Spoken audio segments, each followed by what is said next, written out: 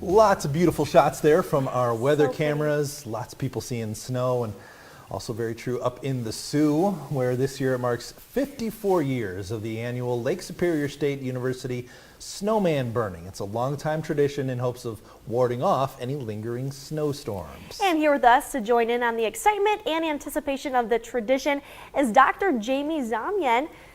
Welcome, Jamie. Dr. Jamie, thank you for being here with us this morning. First, let's just talk about the longtime history of this event and what it means to the students. Yes, good morning. Thank you so much for having me here this morning. So our 54th annual Snowman Burn goes back to 1971, when my guess is a winter very much like we're having this year was really getting our students to feel that cabin fever. So one of our student organizations, the Unicorn Hunters, decided to try a ritual by burning some paper in the shape of a snowman to ward off the evils of winter and bring in some of that spring beautiful colors that we got. So it started back then, and it sounds like it worked because we keep doing it 54 years later. This isn't just a little desktop snowman. I mean, this thing is pretty massive. Talk to us about that, a tradition you normally do on the first day of spring, right? Yeah, absolutely. But unfortunately, as I'm learning, I've been here in the Sioux since February. I'm learning that things happen a little slower. We push things back. So with the weather and our continuing to have winter here in spring, we had to push it back a week, which is okay. But even before the Snowman Burn, we get our students together with our staff, and we have a gigantic, it's about 10 to 12 foot tall steel snowman frame, and then we put in a bunch of old shredded paper. So it is a big, big snowman, and every year we have a theme that we get the snowman dressed up as, and our students do a good job of doing that every year. So talk to us about the theme this year and also the process of just putting this snowman together. What goes into it? How long does this take? Yeah, so the nice thing is our theme this year is from flakes to flames. Our goal is to really burn away this winter. Yes, please. As I look out my own winter and see more snow, we're up to over 191 inches of snow in the Sioux this year, so we're just ready to, let's burn this away and get some of that color going, right? But it takes a long time, right? So it's a lot of folks on campus collecting recycled paper, shredding it, making sure that our steel structure is up. We partner, so we have the very first ever fire science bachelor's program in the nation here at Lake State. So our fire science students come out and partner with the Sioux State Marie Fire Department to get hands-on training to really make sure that this is a controlled burn and put it out at the end. So it really becomes part of the campus that we partner with our academics and we partner with our community. And so it really becomes a way to get everyone together to really, let's celebrate the end of this winter and get to some of those warm weather days that we got coming. Yeah, and I feel like it also just gives students, something to look forward to amidst like winters like this one where it's still very much here. Yeah, absolutely. I was doing a little bit of research on the history of this event. You had some very early success early on in the early 70s, just a couple of years, 2 or 3 years into this, where there was a blizzard in the UP, but it kind of passed right over the Sioux and totally missed you guys. So I feel like that maybe set you off on a great path of, hey, this is a good luck charm. Yeah, 100%. When some of those rituals, they work early on, that's kind of what keeps them going. So we need it to work again this year. I think this is the year we really want those spirits to go away and usher in spring.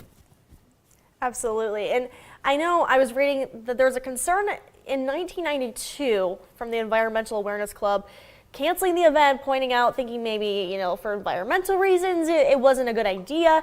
But then SSU pointed out that more contaminants are actually in the air just by driving to school than doing this, annual event. Yeah, it has very little carbon output into it, and it's something that we've looked at over a long period of time. Again, it all depends on the type of paper we use to ensure that it's recycled and easily flammable. So when we're looking at what goes in the air, it's something that we're definitely looking at because environmental science and looking at how we can partner with our community and the environment is very much a part of who we are at Lake State. So that would definitely go against what we're trying to do. So talk about the students, their reaction to this. How many students are gathered? Like, I feel like I mean, I've never been to the event, but I hear people talk about it. It sounds like just about everybody tries to get there to be there for this. What is it like in the atmosphere during the event?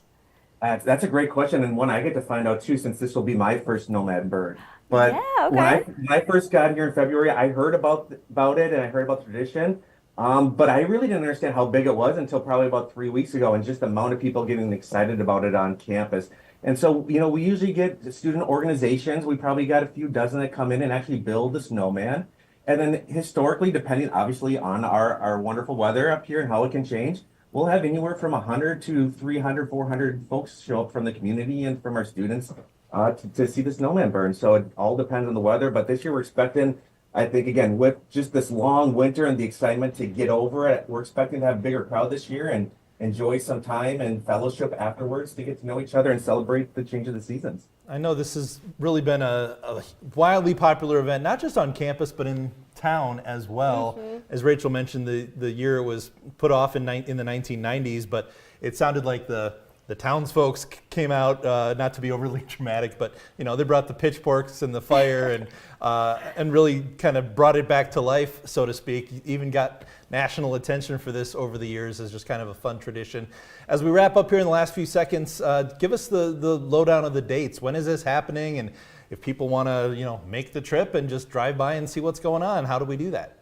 We would love to have everybody show up who can. We have moved it to March 27th, this Thursday at 5:30 p.m.